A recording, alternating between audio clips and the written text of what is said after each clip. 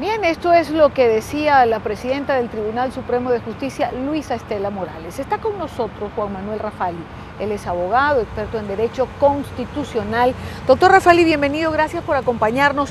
¿Cómo interpretar lo que a su vez interpretó el Tribunal Supremo de Justicia de Venezuela? Buenas noches. Buenas noches.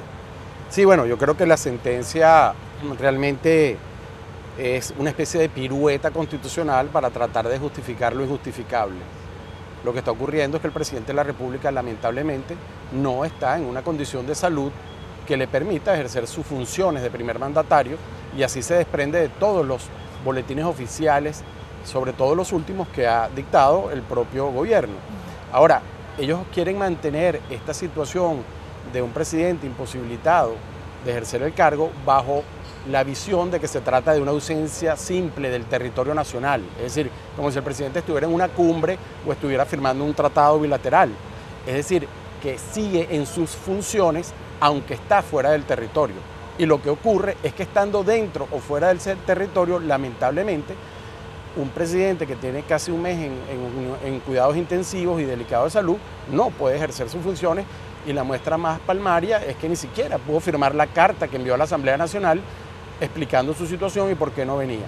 Entonces, al final del camino, para evitar admitir que estamos ante una ausencia temporal, porque no se han dado los procedimientos para que sea una ausencia absoluta, y disparar los procedimientos constitucionales para que haya un presidente interino que comience el mandato, en este caso el presidente de la Asamblea Nacional, bueno, se ha resuelto que para que se dé una ausencia temporal, el propio ausente tiene que dictar un decreto para tal fin. Es decir, eso nos llevaría al absurdo de que, por ejemplo, si un presidente venezolano, ni Dios lo quiera, tiene un accidente de tránsito, entra en una situación de coma de la cual se puede recuperar, no está ausente del cargo porque no dictó un decreto. Entonces, al final del camino se está tratando de dar explicaciones a sucesos que no están en manos de nadie, sino que son la voluntad de Dios. Y se lleva a este tipo de situaciones o de interpretaciones que son un poco absurdas. Otra genialidad de la sentencia es que el presidente se pueda juramentar cuando le da la gana, o que pueda estar fuera del país sin límite de tiempo. Esto es una cosa importantísima. ¿Cuál es el tiempo de esto? Se hablaba que si en caso de que se hubiese dictaminado de alguna forma una ausencia temporal, podía tener 90 días más prórroga de 90 días, que era discutible, claro, de acuerdo a los distintos puntos de vista. Pero ahora hablamos de ¿cuánto? De 90 días, de 180, de 3 meses, de 5 años. ¿El periodo completo puede durar esto? De acuerdo a esta sentencia es así. De acuerdo a esta sentencia, el presidente podría pedir un permiso para ausentarse del territorio, y teniendo la mayoría que tiene en la Asamblea Nacional, le pueden permitir estar 3, 4 años fuera del país, de acuerdo a esta sentencia.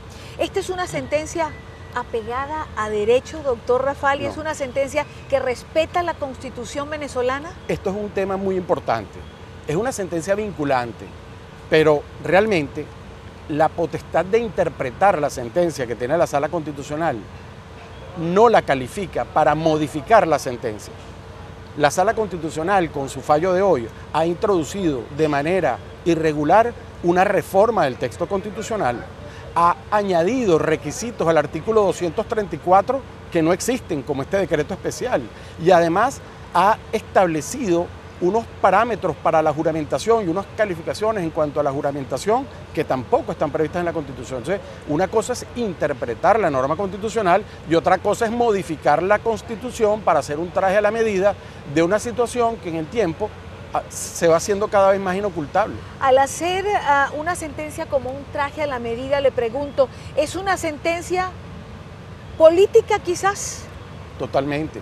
Yo creo que es una sentencia política, es vinculante, pero es una sentencia que está asignada por una línea de acción que además vino telegrafiada. O sea, esto es como una película por entregas. Primero la presidenta del Tribunal Supremo de Justicia habló de continuidad administrativa, después se produjo una carta firmada por el presidente de Maduro, acto seguido en la propia sesión de la Asamblea se produce una propuesta de acuerdo en relación a una carta que acaban de recibir y de leer, y finalmente se produce esta decisión en la cual, por cierto, primero se da una rueda de prensa y después es que se conoce el fallo.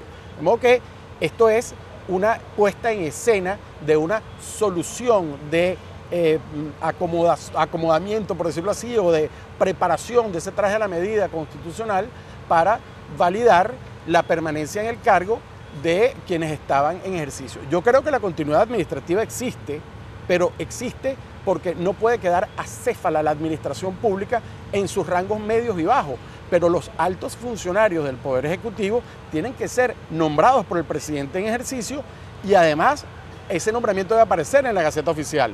De modo que yo creo que lo que procedía en este caso era admitir que lamentablemente, y insisto, es lamentable que el presidente esté así, pero el presidente en este viaje a Cuba no está como en los otros 5 que hizo en este año, en donde se reunía con ministros, hablaba, daba órdenes, firmaba.